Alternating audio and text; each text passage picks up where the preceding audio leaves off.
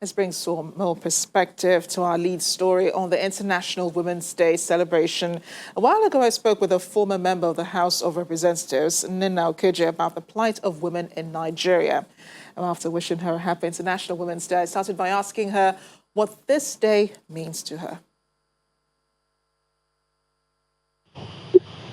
Well, thank you very much. It's been said that the Nigerian woman is celebrated every day, but it just takes one day to set aside, to highlight her challenges, to highlight her successes, and to reinforce the need for integration. It is a day for us to actively investigate, interrogate the issues, the human rights question as to the inclusion of women, the economic question as to the inclusion of women, the compassionate question, and just the common sense question about the absolute need for there to be diversity and inclusiveness. For me, it's a day that gives me the freedom to speak unfettered about the need for inclusion of women in governance, and the fact that over time, even though it may appear that we're making some success, in actual fact, we're not going as far as we want to go. The COVID-19 pandemic has had adverse effects on the average woman who's had to struggle to take care of business and the home front. How would you celebrate the Nigerian woman in light of these? I mean, everybody has said that, the pandemic has exacerbated already pre-existing conditions in the world and in Nigeria in particular. Of course, poverty wears an African woman's face, and power and wealth, it has a masculine feature. But in the face of all of this, I mean, we continue to celebrate the absolute resilience of the Nigerian woman. In spite of social, political, economic, even security challenges of the Nigerian woman, she has held her own and she's held the country together. So in what ways would I celebrate the Nigerian woman? I think that in spite of the fact that not enough is said about the Nigerian woman, in spite of the fact that the Nigerian woman is not at the table when it comes to conflict resolution, in spite of the fact that the Nigerian woman is not in enough boardrooms, in spite of the fact that the Nigerian woman is not in the room when the decisions about policies that even affect the Nigerian woman is concerned, we're still able to hold up our end of the conversation. The Nigerian woman is worthy of celebration just for her resilience.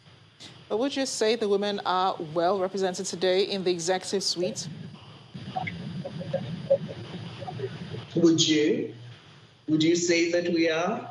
At 8%, of the entire population representation of women, 3.5% for elective positions, and 8% overall. Of course, we're not ably represented. And, I think the best way to look at it is in terms of the population of women. I mean, 50% of the Nigerian population, 49%, depending on who's counting. And again, it's the men who are counting. So, of course, they're not going to give us the 1% that makes us equal to them. So 49% of the Nigerian population is women.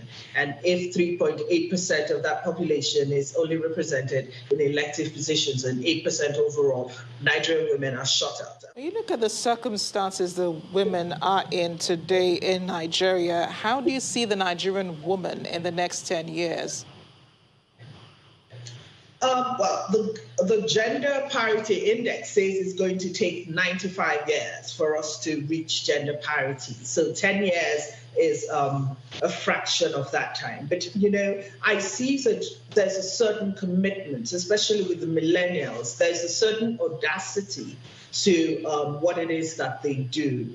And you find that there is a deliberate attempt to try to roll back and close up the spaces on inequality. And I find that just the deliberate and the committed enthusiasm of especially the young generation, the next generation, not just sit back and take things that are thrown at them, will probably hasten the lack of equality and close the disparity between men and women. I find that the next generation is audacious and they're driven. And hopefully we will make the results that we are expecting. Former member of the House of Representatives, Int'l, thank you so much for speaking with us on the News at 10. And once again, a happy International Women's Day to you. Thank you very much for having me, and happy International Women's Day and every day during the year. It is, after all, Women's Day every day. Thank you.